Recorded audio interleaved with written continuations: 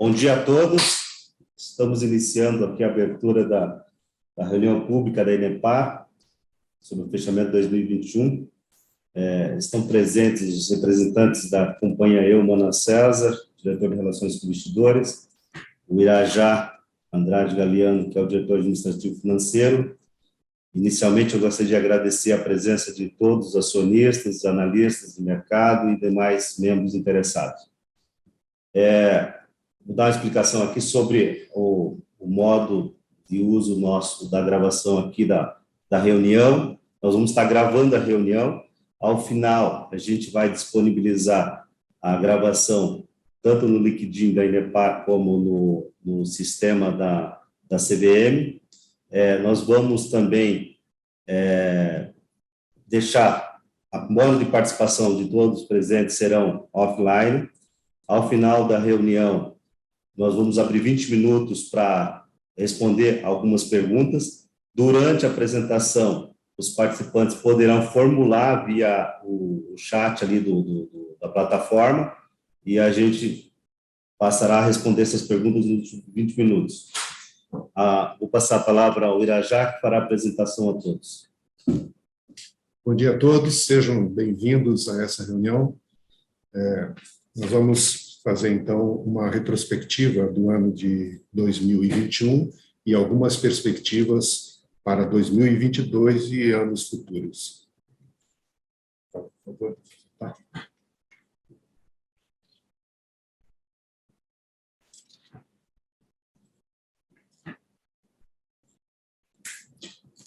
Nós fizemos aqui como agenda as principais conquistas de 2021, o andamento do processo de recuperação judicial, fluxo de caixa e uso dos recursos, perspectivas de novos negócios, detalhamento de business plan e nova estrutura organizacional. Vou começar pelas principais conquistas de 2021. A retomada comercial do grupo está ocorrendo. Nós temos 85 propostas ativas que somam 626 milhões de reais.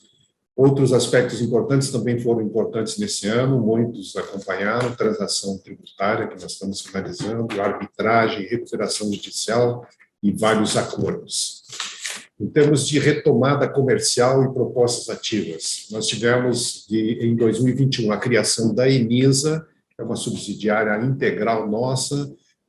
Ela tem um fator positivo em termos de mercado, que não está em recuperação judicial. Lamentavelmente, no país, a gente tem muita restrição a empresas em recuperação judicial de participar de licitações e até de finalizar contratações. Então, a Enisa sai desse processo, embora a gente sempre faça questão de colocar o histórico da Enisa, que traz toda a performance, todo o acervo técnico da Inepar nos seus quase 60 anos de atividades.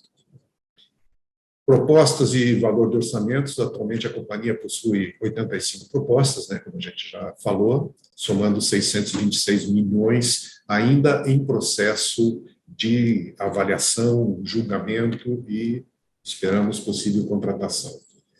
6 propostas somam 403 milhões, com perspectiva de definição dezembro de 21, diria já quase impossível, porque nós estamos nos últimos dias do ano, muitas empresas já em férias coletivas, decisores não presentes, então a gente acredita que aí no início de 2022, até fevereiro, a gente tenha definição dessas propostas. Esses projetos e propostas apresentadas estão nas áreas de saneamento, ferroviário, energia, enfim, as áreas de infraestrutura que são tradicionais de atuação do Grupo Inepar. Em termos de aspectos financeiros, transação tributária, a gente já falou várias vezes aqui, a maioria dos acionistas acompanha, nós estamos em processo de finalização dessa renegociação com o fisco dentro de programas estabelecidos pela própria Receita Federal. o que gera aí uma redução tributária do grupo em aproximadamente 1 bilhão e 700 milhões de reais. A arbitragem de Tupi também já foi objeto de divulgação ao mercado através de comunicados e fatos relevantes. A companhia finalizou o acordo com os bancos para a liberação da segunda tranche referente à arbitragem de Tupi, no valor de aproximadamente 270 milhões de reais. Recuperação judicial, nós fizemos aí na semana passada a petição que foi protocolada com proposta de pagamentos finais para o encerramento da RJ, tudo isso no âmbito do juízo da recuperação judicial. Acordo com os debenturistas, também nós fizemos uma renegociação da 5ª emissão de debêntures da Inepar, o que propiciou uma redução da dívida aproximadamente em 160 milhões de reais, e neste ano de 2021 a gente já fez os primeiros pagamentos, cerca de 27 milhões de reais, e então a gente conseguiu uma ótima negociação para resolver esse passivo da companhia. Andamento do processo de recuperação judicial. Com a primeira tranche que nós recebemos de Tupi, a companhia conseguiu priorizar pagamentos de passivos concursais dentro do plano de recuperação judicial e trabalhistas. E para alcançar a conclusão da RJ e recuperação, ainda é essencial a impenhorabilidade da arbitragem de Tupi. Bom, então, do resultado líquido da primeira tranche, 145 milhões, aqui já deduzidos os custos que houveram com a própria arbitragem, advogados, peritos, todo o processo que culminou com a nossa vitória nesse processo arbitral, resultou um valor líquido de 145 milhões. Desses, a gente usou 19%, 27 milhões, para o pagamento de classe trabalhista, 12 milhões para a classe 4 e 47 milhões trabalhistas extraconcursais. Estamos falando aí de salários em atrasos e valores ligados aos processos trabalhistas que tinham um atraso acumulado extenso, e a companhia conseguiu colocar em dia esses valores. Então, a Inepar priorizou esses pagamentos do passivo concursal, classes 1 e 4, conforme nós já falamos, e também esse trabalhista extraconcursal. E, além de ter conseguido negociações, como a gente já citou, que reduziram substancialmente o endividamento extraconcursal. Então, voltando ali, nós pagamos 19% trabalhista, 8% na classe 4, 32% trabalhista extraconcursal, 31% em valores financeiros, conforme a gente falou aí, renegociações de passivos para redução expressiva de passivos, e aí mais pagamentos de fornecedores, especialmente advogados, outros, sobrando um saldo aí de 1% desse valor da primeira tranche. Os recursos da segunda tranche da arbitragem e penhoras propostas de pagamentos. A companhia tem hoje ainda um passivo de 338 milhões de reais. E com os recursos provenientes da arbitragem e penhoras, a companhia tem uma proposta de quitar 179 milhões e fazer uma sobra de caixa de 20 milhões para seu capital de giro, antevendo a possibilidade concreta da gente ter entrada de pedidos em carteira que demandarão um capital de giro. Aqui do lado esquerdo, a gente tem a origem dos recursos, 199 milhões, 7 milhões de precatório, 20 milhões de penhora de Furnas, 30 milhões de penhora de Furnas Suisse Re, 34 milhões de retenção por Tupi decorrente de tupi pelo consórcio de bancos, e um valor que está na consignatória de 108 milhões. Isso totaliza 199 milhões, e a gente pretende utilizar da seguinte forma: 33% serão utilizados para quitar os passivos dentro do plano da recuperação judicial, sendo 19 milhões da classe 1, que se tornaram incontroversos, né, depois do biênio, 21 milhões da classe 4, perdão, da classe 2, que é aquele pagamento para o BNDES, 15 milhões para a classe 4 e 4 milhões, que é a remuneração do administrador judicial. Os outros 67% serão utilizados 46 milhões para créditos financeiros e judicializados, são passivos que nós queremos liquidar, 13 milhões outros créditos financeiros judicializados, especificando aqui a segunda parcela do acordo com os debenturistas e um acordo com a Petros, que também significou uma redução importante do nosso endividamento. 50 milhões a gente deve usar para pagamento de trabalhista extraconcursal, aqui salários e rescisões especialmente, e 11 milhões de fornecedores, sobrando assim 20 milhões de caixa para capital de giro.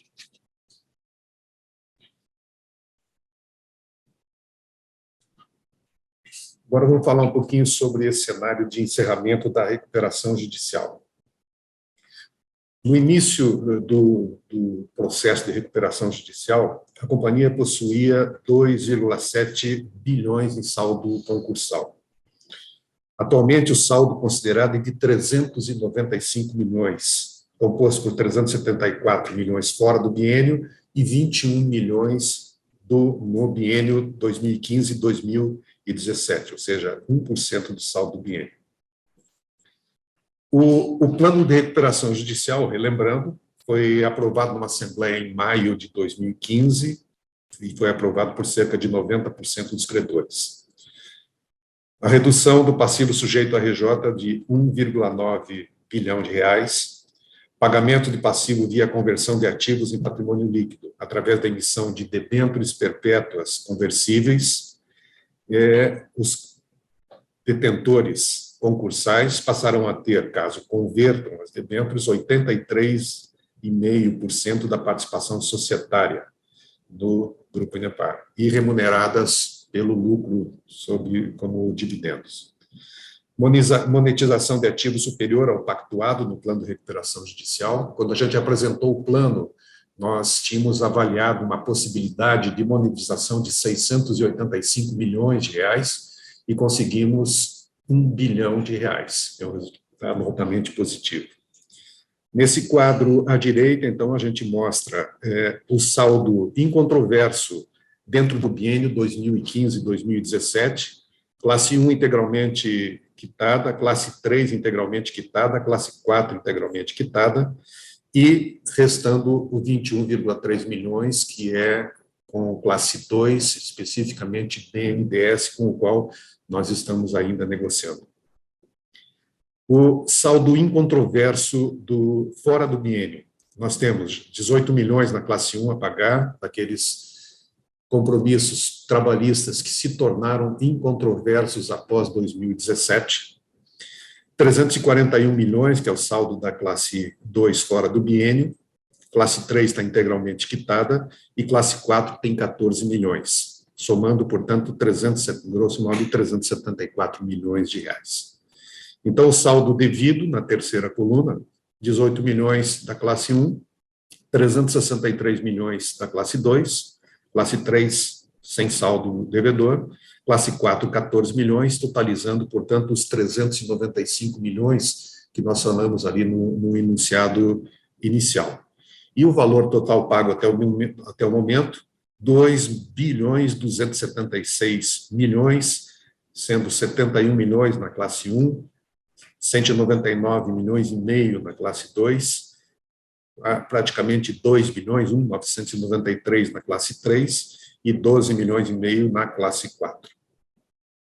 Aí embaixo, um resumo na evolução do saldo, o saldo inicial de 2.672, 1.994 pago por debêntures, 71 milhões pagos na classe 1, 200 milhões na classe 2 e 13 milhões na classe 4, restando, portanto, um saldo de 374 fora do biênio, mais o 21 dentro do biênio, que totaliza, então, os 395 milhões que nós enunciamos ali no início.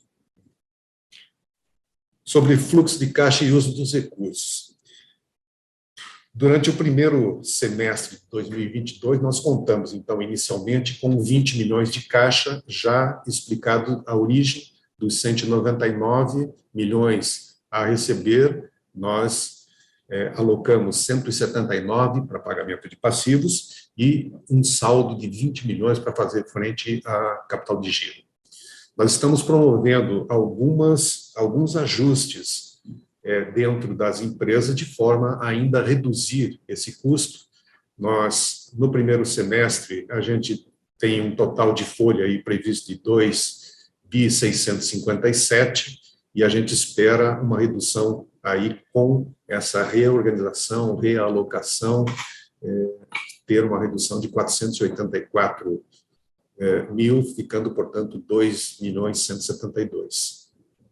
Então, embaixo ali, no primeiro semestre de 2022, a gente tem um resumo, 13,3 milhões de folha salarial. Desculpa, ali na anterior, aquele gasto ali é mensal, tá? Aqui, para o semestre, nós estamos falando em 13,3 milhões, cerca de 10 milhões em matéria-prima para as eventuais encomendas que esperamos receber agora no início do ano, aluguéis, valor de 700 mil, plano de saúde 1,1 milhão, que totaliza, portanto, 25,1 milhões. Portanto, tem 5 milhões e 100 que a gente precisa gerar de caixa, e a gente tem uma expectativa real de gerar esse caixa com a operação da companhia. Perspectivas de novos negócios. Bem, a gente tem 59 anos de experiência no Brasil e no mundo, e nesse período a Inepar se consolidou como uma das maiores empresas de infraestrutura do país, está se preparando para a retomada com a marca Inisa, e a gente tem histórico de atuação nas áreas de geração de energia, óleo e gás, metro ferroviário, equipamentos pesados, infraestrutura de telecomunicações e participação em consórcios e sociedades SPC. Aqui do lado direito, um rápido histórico, né, da trajetória da Inepar. 1953, a fundação da ENCO. Em 1980, ocorreu a abertura de capital. Em 2005, foi criada a IES Óleo e Gás, então uma divisão da empresa, que ensejou pela envergadura dos negócios a criação de uma empresa. 2010 a 2013 foram os anos em que a empresa conseguiu faturamentos altamente expressivos, acima de 1 bilhão de reais, e por efeitos conjunturais, e algo que já foi amplamente debatido aqui, em 2014 a empresa teve que buscar a recuperação judicial, e da qual a gente já tem liquidados aí quase 100% das suas exigências, próximos à saída da recuperação judicial. E em 2021, a criação da Inisa para dar suporte comercial a todo esse acervo técnico que a Inepar desenvolveu ao longo desses 59 anos. A Inisa, então, foi criada com o intuito de manter a inovação e tradição do Grupo Inepar, sem o rótulo da recuperação judicial, uma vez que ela não está no grupo que está em recuperação judicial, embora, mais uma vez, como a gente falou, sempre a gente invoca que ela é uma empresa do Grupo Inepar. Então, a ideia é agregar valor à necessidade do cliente, implantar empreendimentos de qualidade, respeitar o meio ambiente e atender os prazos exigidos, nos mesmos setores em que nós sempre atuamos, agregando alguns novos, como subestações não tão novos, mas também saneamento básico que é um setor que parece demandar ações para as quais a companhia está preparada. Recentemente, houve participação num congresso da Associação Brasileira de Engenharia Sanitária. A Inisa esteve presente com um stand, foi co-patrocinadora do evento. Teve, inclusive, uma palestra do Munir Shawish, o ex-CEO, apresentando produtos e soluções que a Inisa pode levar ao mercado, e novos canais de comunicação que nós implantamos, um novo site, nós estamos revitalizando o site, LinkedIn, YouTube, Food e portfólio de produtos ofertados no intuito de divulgar a marca Inisa, cuja proposta é inovação mais o track record da Inepar, e trazendo, então, esse nome Inisa para o mercado. Um detalhamento de business plan, onde a gente procura avaliar os diversos segmentos que a gente tem condições de atuar. Aqui a gente fala um pouco sobre o mercado ferroviário, o mercado total disponível, ele tem é muito expressivo. Esse mercado foi estudado com base nos planos trienais de grandes companhias do setor, né, Rumo, BLI, MRS, Vale. O investimento projetado para o setor terá um crescimento anual médio de 2022 até 2026 de 10%.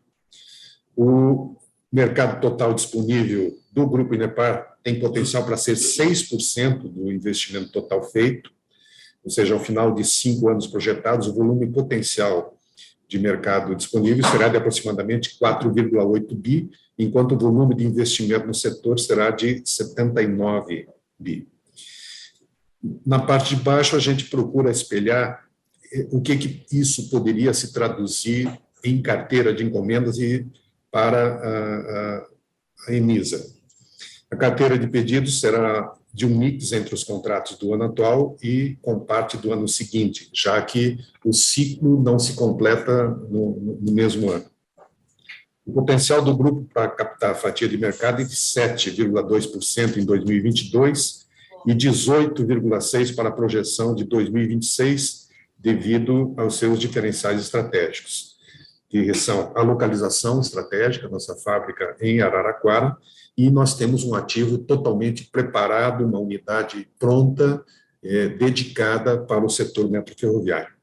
O último quadrinho ali da direita, então, mostra, para 2022, o mercado total disponível, a fatia de mercado que nós podemos acessar e o que se traduziria na carteira de pedidos aí, ano a ano.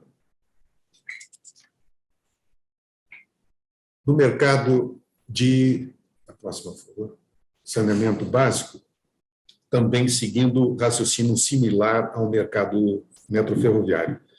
Mercado total disponível, investimento projetado para o setor de saneamento terá um crescimento anual médio também de 10%. O mercado total disponível do Grupo Inepar tem potencial para ser de 7,6% do investimento total feito.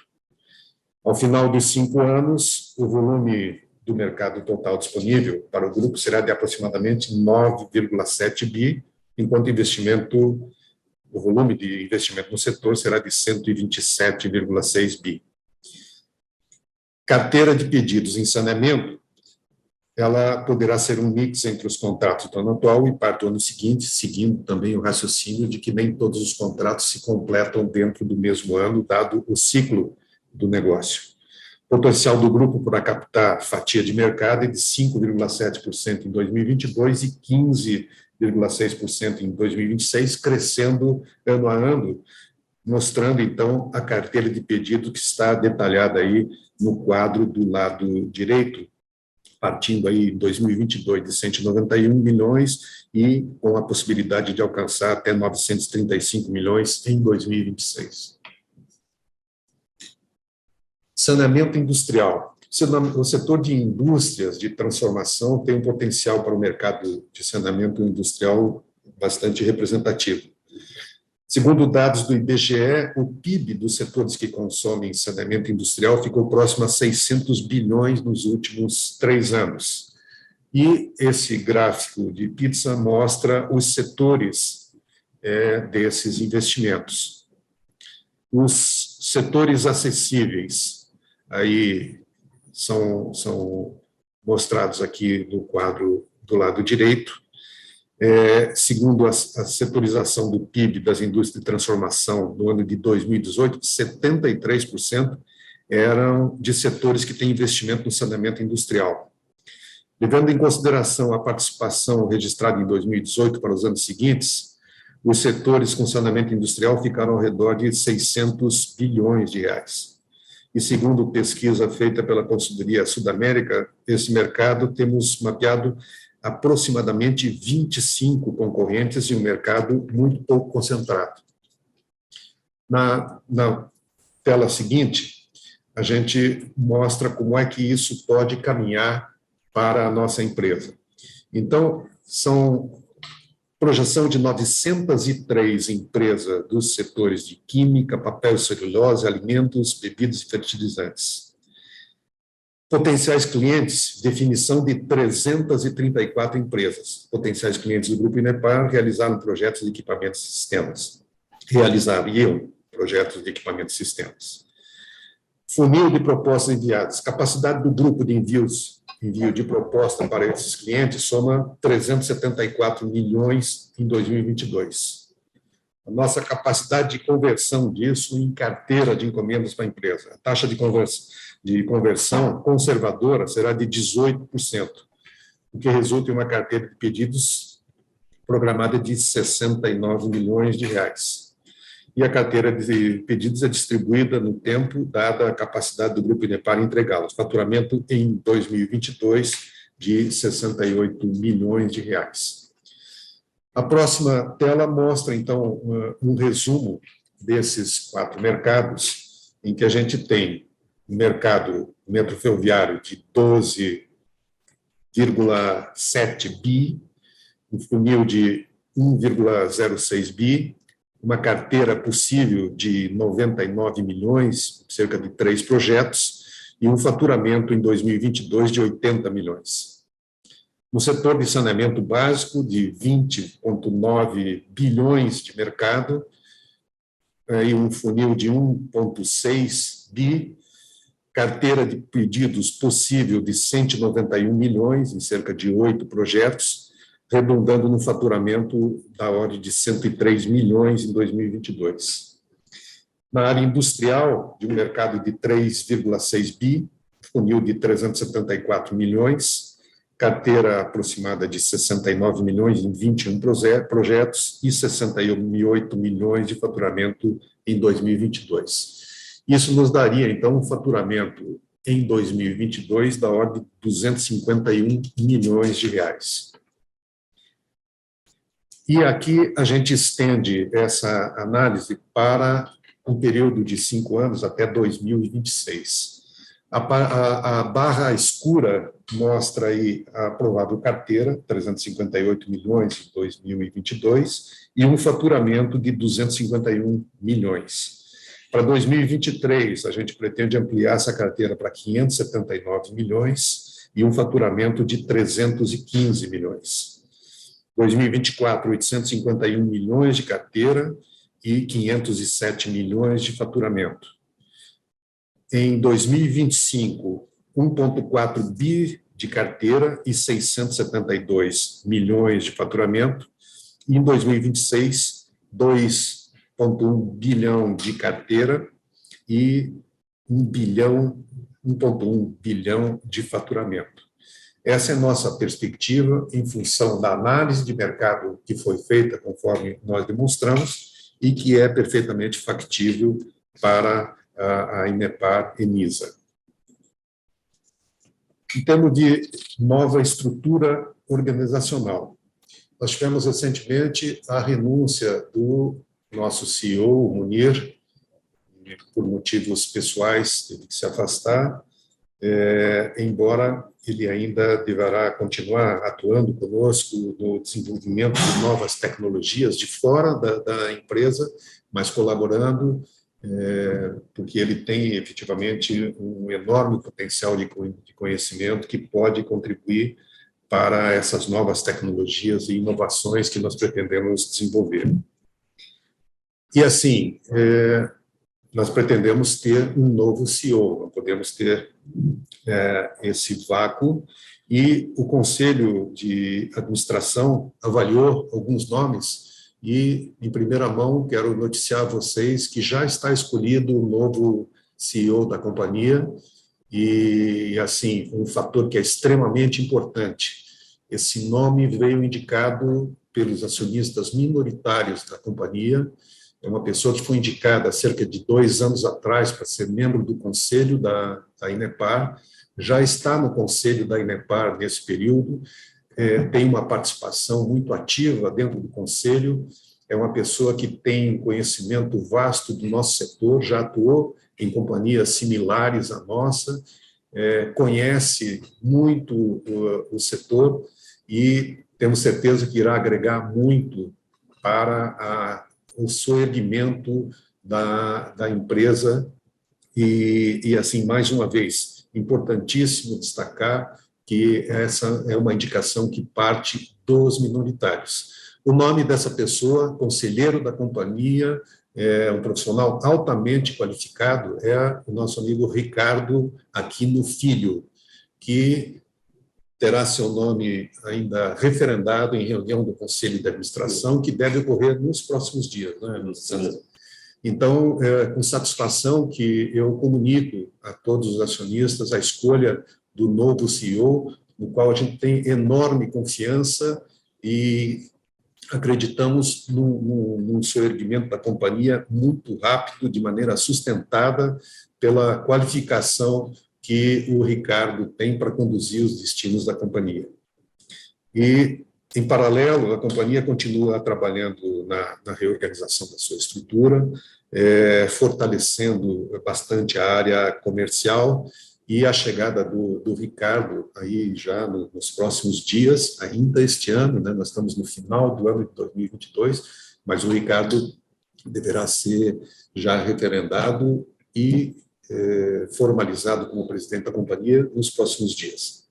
Então, era isso que a gente tinha a apresentar a vocês. São notícias alvissareiras e também, como última informação, a companhia protocolou ontem no juízo da recuperação judicial a intenção de alienação de 2 UPIs que estão no plano de recuperação judicial, que é a UPI IESA Projetos, Equipamentos e Montagens e a UPI IESA Óleo e Gás. Então, isso foi protocolado ontem à noite, existem já negociações com grupos interessados. Certamente, a gente está discutindo uma série de questões de forma a preservar a participação ativa da companhia nas atividades que são tradicionais do grupo Inepar, mas é importante destacar, então, que isso já está protocolado e foi objeto de um fato relevante, divulgado agora pela manhã, antes da abertura do mercado, para que a gente cumpra com essa transparência quanto às informações de fatos que são importantes para a companhia. E com relação ao fato, a gente vai atualizando as notícias conforme vai, né, acontecendo. Bom, eu vou fazer a leitura inicialmente das perguntas que foram aqui postadas no chat, e depois a gente abre o microfone para os participantes, para ali mais uns 20 minutos a gente responder outras perguntas. Ok. Tá?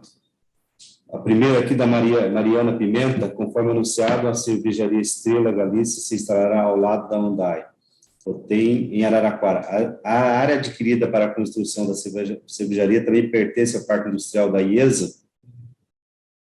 Inclusive, deixa eu responder isso aqui, inclusive foi objeto de alguns questionamentos para mim no RI, não faz parte, é uma fábrica que está se instalando em Araraquara. Logicamente, nós temos o Parque Fabril ali que poderá prestar, né, serviço, tem um grande potencial, e lógico que a gente vai buscar, em se instalando em Araraquara, lógico que a gente vai buscar a ter contato para prestar serviço. A próxima pergunta aqui é não tem um nome, tá, Mariana também aqui, outra coisa, tá, Rafael? Passou um ano e a companhia continua devendo os mesmos 2% da RJ. Quanto dessa demora é culpa da empresa? O BNDES será o maior acionista? São várias perguntas numa só. Daí depois a pergunta sobre o BNDES. Vamos primeiro responder sobre os 2%, Irajá, porque na realidade vai se tornando incontroverso e vai acrescentando ali, né? Então, você pode explicar sobre esses 2% pendentes de pagamentos? Você falou. Sim, isso foi demonstrado aí no quadro que nós apresentamos. Dentro do biênio, para a saída da recuperação judicial, nós temos que pagar 21 milhões, que é o valor incontroverso dentro do biênio. O que é o biênio? Desde a homologação do plano de recuperação judicial em maio de 2015 até 2 anos, maio de 2017. Então, conforme nós demonstramos ali, só falta esse 21 milhões. Por que ainda não está resolvido? Esse 21 milhões, o credor da classe 2 é o BNDES. Nós temos uma dívida com o BNDES de cerca de 370 milhões, grosso modo. E nós estamos negociando com eles, tivemos várias rodadas de reunião, inclusive na semana passada, no sentido de fazer uma composição com o BNDES para o equacionamento dessa dívida. Então, não é culpa de ninguém isso aí. A culpa é da negociação que ainda não se concretizou. Nós estamos evoluindo bem com o BNDES nessa questão. Claro que 21 milhões lá entre 2015 e 2017 não é 21 milhões hoje. O dinheiro tem valor no tempo. E, logicamente, o BNDES reivindica um valor corrigido e a gente está discutindo isso, né? O que nós queremos? Nós queremos fazer o seguinte: pagar esses 21 milhões não é o valor corrigido, a gente sabe disso e já externamos isso ao BNDES, mas isso é a primeira parte de um pagamento de um total de 300 e tantos milhões para o saldo. A gente está construindo um gradiente de pagamentos, começando com um percentual baixo, de forma a comportar isso dentro da realidade da companhia, que a gente mostrou, em termos de possibilidade de crescimento operacional. Na medida em que a gente cresça operacionalmente, a gente amplia a nossa capacidade de pagamento e, com isso, amplia o gradiente de pagamentos ao BNDES, cujo prazo de pagamento a gente já tem um horizonte que é até 2035. Então, nós teríamos de 2022 a 2035 para fazer esse pagamento ao BNDES. Já apresentamos uma proposta, veio uma contraproposta, então a gente está nesse tipo de negociação que a gente espera concluir o mais rápido possível. Logicamente, o BNDES é um ente complexo, não é fácil. O BNDES, aliás, tem 2 papéis, porque, assim, quando nós pagamos aquele valor expressivo em debêntures, o BNDES foi o valor que recebeu o maior valor em debêntures, cerca de 741 milhões de reais em debêntures. Então, se o BNDES converter essas debêntures em ações, ele se torna o maior acionista individualmente da companhia. Então, o BNDES tem claramente 2 papéis, o papel de acionista e o papel de credor. Evidentemente, o papel de acionista não vai querer comprometer a companhia, porque a companhia precisa ter capacidade de pagamento da dívida que ele próprio tem. Se houver a pior das hipóteses, na qual a gente não acredita, de emperrar uma negociação, o valor de ações do acionista BNDES tende a se desvalorizar. Então, tem algumas peças em jogo que são importantes aí, estão todas na mesa para a gente discutir, e a gente está evoluindo. Eu não posso precisar quando essa negociação se encerrará, mas a gente já fez cerca de 3 ou 4 Deixa eu fazer um rodadas, complemento do que o Irajá está falando aqui, é o seguinte, quando se fala em 2%, para a saída da recuperação, nós estamos falando em 2%, que é o biênio. Isso. Mas envolvendo o BNDES, não é só o biênio, nós temos dívidas vencidas também pós o biênio, e a negociação com o BNDES é abrangente não só os 2%, mas sim também essas dívidas que o Irajá acabou de citar, a gente estaria alongando essa dívida dentro do perfil do financiamento que é junto ao BNDES. Nós temos um financiamento ainda a vencer 14 anos e a gente estaria distribuindo isso ao longo desses 14 anos. Então, a discussão com o BNDES não se trata apenas do 2%. Por isso que nós não quitamos e não saímos da RJ. Nós estamos discutindo os 2% e também, não é 2%, nós estamos quitando o biênio, que é 21 milhões, mais as suas correções, a gente estaria diluindo isso junto com o passivo pós o biênio. Seria diluído ao longo dos 14 anos. Aqui tem a pergunta que você acabou esclarecendo sobre a participação do BNDES. Na mesma pergunta, o BNDES, sim, no momento da conversão das debêntures, ele passaria a ser o maior acionista, ele teria em torno de 45% a 50% do capital. O que nós temos que ater aqui, e com louvor, o controlador, para soerguer a companhia, abriu mão do controle, abriu mão do capital para que todos esses créditos, em torno de 2 bilhões de reais, se tornasse capital, e houve uma diluição, consequentemente, do controle, e, consequentemente, com a maior participação do BNDES, ele teria a maior fatia. Então, é importante que todos entendam isso. O controlador, ele tem drasticamente reduzida a sua participação por conta do sorgimento da companhia. Aqui nós temos outras perguntas no sentido, já foi respondida, que é sobre a saída do Munir. Há créditos incontroversos. Aqui tem uma pergunta sobre dados bancários de créditos incontroversos. Sim, nós tínhamos problemas com dados bancários de créditos incontroversos. Isso já foi, conforme o fluxo de caixa a gente vai pagando. Nós temos pendente duas coisas do biênio. Não é nem biênio, nós temos o biênio, que é os 21 milhões, e nós temos pós-biênio. O que acontece? Tem a trabalhista, que nós liquidamos todo o biênio, e com o tempo vai se tornando trânsito em julgado. Hoje nós temos mais 19 milhões, né, já fora do biênio para pagar, que já são trabalhistas incontroversos, que já está dentro do plano para pagamento. E nós temos também mais 14 milhões do micro e pequenas empresas, que é a segunda parcela. Que é a segunda parcela. Está fora do biênio, mas temos pendente disso de pagamento. Aí a companhia quer, efetivamente, e vai cumprir com esses compromissos. Então, eu já estou respondendo aqui essa pergunta. 13 milhões gastos, Rafael, 13 milhões gastos com a companhia, com operacional. Nós estamos falando de 13 milhões aqui gastos com operacional no semestre. Se puder explicar um pouquinho aqui, está achando que é muito para uma empresa que está num período pré-operacional. 13 milhões, eu imagino que seja a respeito dos 20 milhões que a gente tem e que vai gastar no primeiro semestre. Assim, a companhia, logicamente, a gente está promovendo algumas adequações na página 9 do quadrinho, que essa apresentação está sendo disponibilizada também, não é, Marcelo?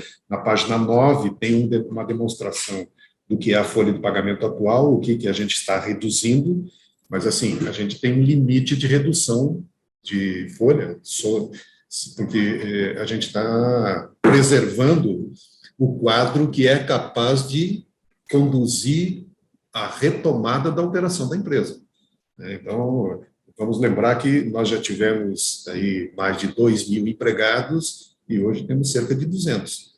Então, logicamente, houve uma redução drástica do quadro da companhia, mas ainda a gente mantém engenheiros qualificados, pessoal qualificado para a gente retomar a operação da companhia com pessoas qualificadas.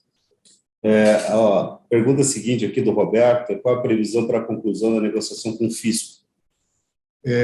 Assim, a nossa expectativa é grande, cada dia, né? A gente está numa negociação intensa com a Procuradoria da Fazenda Nacional. A nossa expectativa é nos próximos dias, mas é duro da gente dizer isso, porque tem variáveis que a gente não controla, que é a decisão da própria PGFN. Então, a crença nossa é que ainda esse ano aconteça a homologação, mas assim, longe de poder afirmar com 100% de certeza, porque tem uma variável aí que a gente absolutamente não controla. A Roberto faz uma outra pergunta, que é a proposta de pagamento peticionada, o que podemos esperar em termos de finalização da RJ? Qual o próximo passo? Bom, recebendo esses recursos que foram objeto da petição aí da semana passada, aqueles 199 milhões, ocorrendo essa entrada, a gente tem toda a condição de fazer os pagamentos que nos habilitam a sair da RJ, lembrando, mais uma vez, que o BNDES é fator preponderante aí. A gente precisa finalizar essa negociação com o BNDES. E, mais uma vez, a gente estava falando, a gente já teve 3 ou 4, ou 5 reuniões, rodadas uma semana com o BNDES. E a gente está aproximando, assim, a nossa expectativa é que a gente conclua essa negociação com o BNDES logo nos primeiros meses de 2022. E isso habilita, então, conjugado com a liberação do recurso, habilita o pagamento da primeira parcela ao BNDES e o encerramento da RJ. Que o único valor pendente para a saída da RJ é o valor do biênio, né? Então, o que está se discutindo com o BNDES é exatamente esse valor. Como o Mana César falou agora há pouco, 21 milhões é o valor histórico lá do período 2015-2017. Logicamente, tem correção desse valor e tem parcelas que venceram depois desse valor. Então, a discussão com o BNDES é exatamente esse valor para que a gente construa a solução que nos habilita a sair da recuperação judicial. O André aqui, ele pergunta sobre a empresa, pergunta se nós vamos mais atuar na área do setor de óleo e gás. Acho que a pergunta dele talvez seja relacionada em função do fato relevante de hoje das UPIs, que a gente está colocando as vendas a óleo e gás. Veja bem, nós não podemos dizer que não atuaremos no setor de óleo e gás, até porque durante os anos em que atuamos nessa área, a gente acumulou um acervo técnico altamente valioso e que pode nos habilitar a atividades nesse segmento. A colocação da UPI, a provável alienação da UPI óleo e gás é porque tem interessado em adquirir esse acervo e talvez unidades, isso é objeto da negociação, mas que mantém ainda a possibilidade de nós estarmos juntos nesse processo. Então, assim, não há definição ainda do processo de alienação da UPI óleo e gás, se seria, em que percentual ocorreria, e muito provavelmente nós ainda manteremos uma participação nisso para participar nos empreendimentos futuros de óleo e gás, haja vista, mais uma vez, o acervo rico que foi acumulado durante todos esses anos. Logicamente, se dentro de uma UPI, porque tudo depende do interessado, dentro de uma UPI, por exemplo, da IPM, tiver a aquisição da fábrica, claro, parte do imóvel, logicamente, a companhia vai tomar as suas medidas necessárias para precaver a questão de contratual, de prestação de serviço e tudo mais. Outra pergunta aqui já foi respondida aqui sobre a UPI, com relação ao novo CEO também. Sobre o fisco, novamente, tem mais uma outra pergunta que já foi respondida.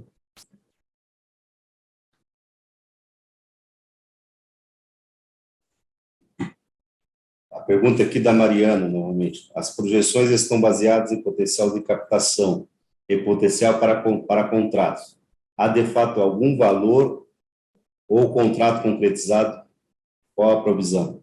Ainda não. A gente explicou ali que nós tínhamos uma expectativa de, no final agora de dezembro, ter alguma coisa, mas, assim, esse é um período um pouco complicado de concretização de negócio por férias coletivas e muitas decisões são deixadas aí para os primeiros dias do ano seguinte. Então, acho bastante difícil que ainda concretize algum negócio esse ano. Seria ótimo, a gente gostaria muito, temos lutado bastante por isso, mas temos que trabalhar com a realidade, e a realidade nos mostra que a probabilidade maior é nos primeiros dias aí de 2022. O Fabiano, que nos pergunta, pede para explicar sobre a atuação do credor HP, que obstou o levantamento da segunda tranche da arbitral e que se tem feito para reverter a decisão. Como é que é? Sobre o credor HP, a pergunta dele é explicar a atuação do credor HP, que obstou o levantamento da segunda tranche da arbitral e o que nós temos feito para reverter essa decisão. Sim, tem também uma negociação em curso com a HP, em valor que não é esse, né? E a gente deve concluir essa negociação já também no início de 2022. Tem estágio bem avançado. Né? Já teve várias rodadas de negociação e a gente está construindo aí uma solução que atenda a ambos os lados. O Rafael aqui também pergunta o motivo da morosidade da empresa. Acho que está bem claro aí que a questão é a gente acertar com o BNDES. Benefício em ficar na RJ, pois saindo existe o risco de falência por pedido de credores. O processo de recuperação judicial ele traz sempre esses dois lados. Se você sai da recuperação, você perde essa proteção. Por outro lado, se você sai da recuperação judicial, você ganha um potencial comercial enorme, dada a cultura vigente do país de olhar com muito pouco boa vontade para empresas em recuperação judicial. Então, sob o aspecto comercial, fortalece muito. Sob o aspecto de proteção, naturalmente, existe esse risco, embora a companhia esteja se fortalecendo para que isso não ocorra. Fabiano pergunta aqui sobre o BNDES, e seria impeditivo o acerto com o BNDES para ser da recuperação. Lógico, a gente tem que acertar porque faz parte do biênio. Está bem esclarecido aqui com relação ao BNDES. Qual o valor estimado com essas vendas da UPIs? Não tem. Isso começou uma negociação recente, tem pessoas avaliando vários aspectos, né? Aspectos comerciais, aspectos jurídicos, enfim, avaliando a companhia, pediram uma série de documentos, então não tem nada ainda definido. Bom, as demais aqui a gente vai fazer depois via e-mail, a gente vai relacionar, né? Vamos abrir o áudio, se tiver mais alguma ou outra específica que queiram fazer diretamente aqui para nós, e os demais, e poderão ser formulados questionamentos via e-mail através do canal ri@inepar.com.br. Tanto eu como o Irajá estaremos respondendo tempestivamente aí, tá? Aí, mais uma vez, aí tem uma notícia que é ótima, e é a definição do novo CEO aí. Você libera o áudio ali, por favor, para todo mundo.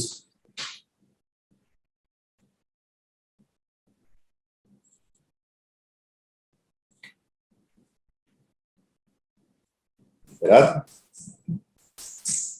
Pessoal, está liberado o áudio aí. Se tiver alguma pergunta específica que queira aí fazer para a gente, daí a gente vai estar encerrando os próximos 5 minutos, né, Irajá? Isso. Mano César, Luana aqui. Tudo bem? Bom dia. Tudo bem, Luana? Você me respondeu pelo RI, né, que vocês iriam protocolar o pedido da saída da RJ ainda em dezembro, mais ou menos uma semana a gente bateu um papo lá. Então, com essa negociação com o BNDES, esse pedido, essa data muda? Sim, a gente tinha uma estimativa, uma previsão para dezembro. Infelizmente, a gente dependia muito da liberação de recursos e de um acerto com o BNDES. Como a gente não conseguiu evoluir, hoje já é dia 22, dificilmente acontece esse exercício. A gente está alinhando aí, também como explicamos aqui, estamos bem adiantados com as tratativas com o BNDES, para que na sequência a gente possa fazer isso, entendeu? Mas a gente foi conservador, como a gente falou lá no primeiro ITR, que seria no primeiro semestre, mas estamos trabalhando isso para acontecer o quanto antes. Como nós temos apenas esta pendência do biênio, a gente está trabalhando com o BNDES aí para resolver o quanto antes e peticionar. Mais alguma pergunta?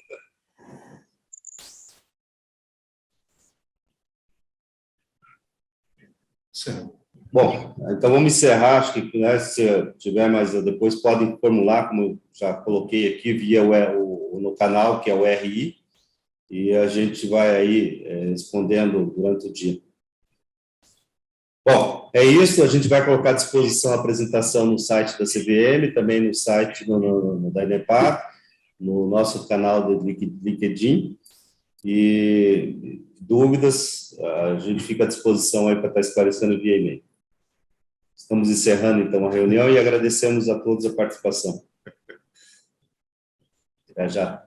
Ok, muito obrigado pela atenção de todos, agradecemos pela confiança depositada na companhia. Temos a convicção de que nós vamos caminhar para o crescimento, o reerguimento da companhia. Sempre acreditamos nisso e jamais desistimos, né? Never give up.